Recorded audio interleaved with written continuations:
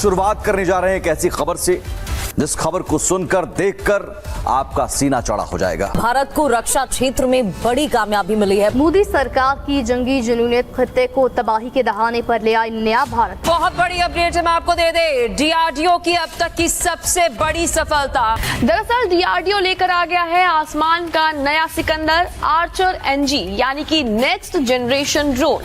शुरुआत में डीआरडीओ इसे सिर्फ एक जासूस ड्रोन बना रहा था, लेकिन बदलते हुए ग्लोबल हालातों को देखकर भारत ने अपनी रणनीति बदल दी और इसके रोल को पूरी तरह से रीडिजाइन कर लिया। एक ऐसा ड्रोन बना लिया है कि जो F-35 और स्टेल्थ को भी निशाना बना सकता है। एक इंतहाई इंटरेस्टिंग दिलचस्प वीडियो दिखाएंगे। ये मैसिवली इस वक्त इंटरनेट के ऊपर वायरल है, पूरी ग्लोबली वायरल है और पूरी दुनिया इसे देख रही है और एंजॉय कर रही है।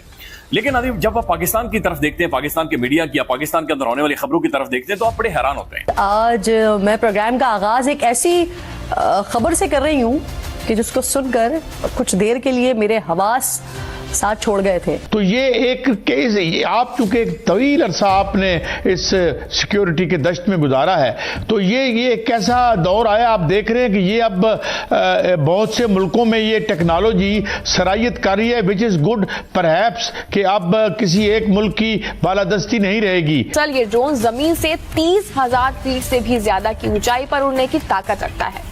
इतनी ऊंचाई पर जब कोई ड्रोन उड़ता है तो जमीन से ना तो वो आंखों से दिखाई देता है और ना ही उसकी आवाज सुनाई देती है। तसव्वुर करें कि रात के सुनसान आसमान पर अचानक एक धीमी मगर खतरनाक गूंज सुनाई देती है, जैसे कोई दूर से आता हुआ तूफान। ये आवाज दुश्मन के भेजे हुए इस ड्रोन की है, जो सैकड़ों मील दूर से आकर अपने हदफ को निशाना बनाने वाला, जो बजाहिर एक आम FPV ड्रोन लगता है मगर हकीकत में आसमान का मौत का पैगाम।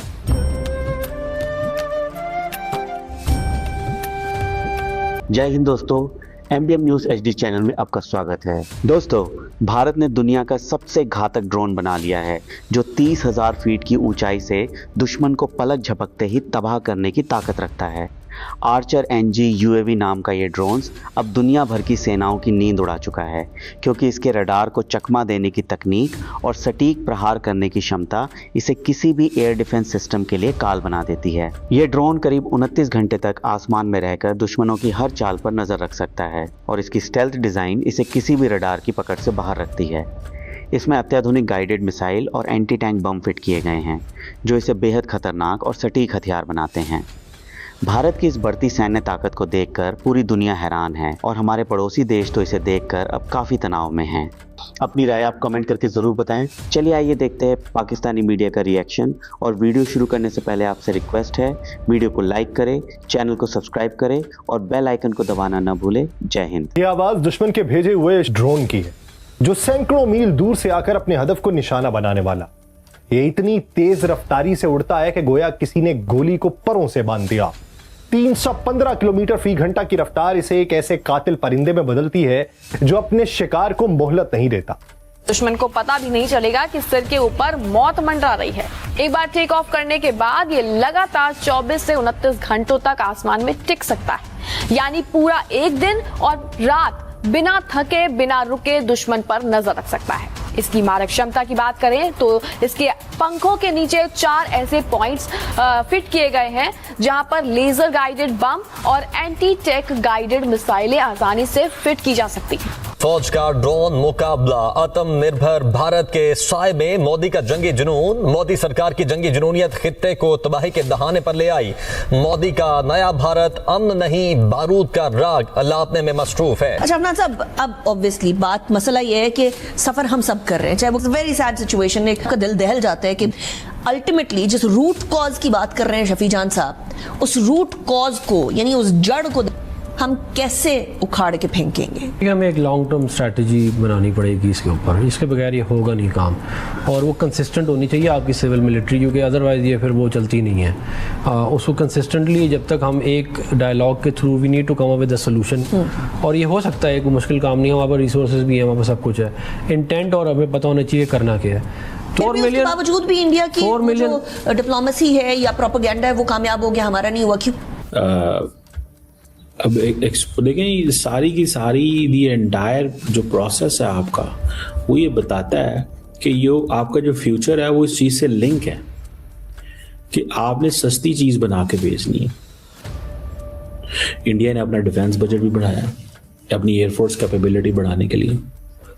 आपको पता है इंडिया ने जो अपनी मेरा ख्याल है, if I am not wrong, India ने जो अपना कुछ 8.5 ट्रिलियन रुपीस का बजट, जो कि 90 अरब डॉलर कह लो यार, मतलब 86.7 बिलियन डॉलर तो वो मानते हैं ना इस साल। मैं वैसे हमेशा पता नहीं 80 क्यों कह देता हूँ, 90 अरब डॉलर कहना चाहिए, 90 अरब डॉलर। 86.7 बिलियन तो इंडिया मानता है। उन्होंने the year marked for this fiscal year, ये जो अभी हुआ, क्यों कि वो कह रहे हैं कि जो एयरफोर्स के अंदर डेफिशिएंसीज हैं वो पूरी करनी है। ये 16% इंक्रीज है इस साल के जो डिफेंस बजट के अंदर। और जो इंडिया का डिफेंस बजट है that is 15% of the total expenditure of the federal government. 3 डाटे आपके पास होने चाहिए। 1, इंडिया का defence budget is $87 billion, 16% increase किया है, और 15% of the total expenditure of India का जो फेडरल गवर्नमेंट का बजट है ये उसका है। तो आप इससे अंदाजा लगा लें, कि ये जो एंटायर आउटले है, ठीक है जी, इसमें एक्विजिशंस करनी है इंडियन आर्म फोर्सेस के लिए, नेक्स्ट जनरेशन फाइटर एयरक्राफ्ट लेने, एडवांस वेपन्स लेने, शिप्स, सबमरीन्स, यूएवीज, ड्रोन्स, लिटरम पटरम, इतना कुछ, और फिर ये सेल्फ रिलायंस की बात भी करते हैं।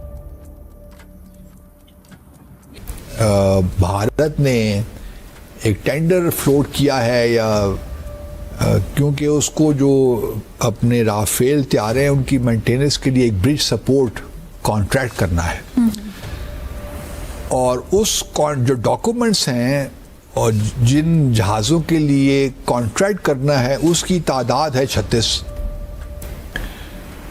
और भारत के पास 36 तैयारे ही थे। मार्का हक से पहले तो भारत ने 36 तैयारे ही खरीदे थे फ्रांस से। कह सकते हैं कि भारत का तो कोई तैयारा पाकिस्तान ने नहीं मार गिराया। अगर कोई तैयारा मार गिराया होता जो पाकिस्तान बकौल उन्हें क्लेम करता है 2 या 3 राफेल तैयारे हमने मार गिराए हैं, तो फिर भारत 36 तैयारों के लिए तो ये सपोर्ट ना होता ना, मेंटेनेंस जो भी कॉन्ट्रैक्ट है, ब्रिज सपोर्ट, उनकी मेंटेनेंस के लिए अपग्रेडेशन जो भी है वो सारे उसमें शामिल है। तो फिर भारत 33 तैयारों का कहता, 32 तैयारों का कहता, ये क्या कि 36 तैयारों की बात करती, तो जिससे मालूम ये होता है कि कोई पाकिस्तान ने राफेल तैयारा नहीं गिराया। अगर आपको वीडियो पसंद आए तो चैनल को सब्सक्राइब करें और बेल आइकन को जरूर दबाएं ताकि आपको ऐसे ही लेटेस्ट वीडियो की नोटिफिकेशन मिलती रहे। Thank you for watching. मैं हूं विवेक, मिलते हैं नेक्स्ट वीडियो में। Stay updated and stay safe.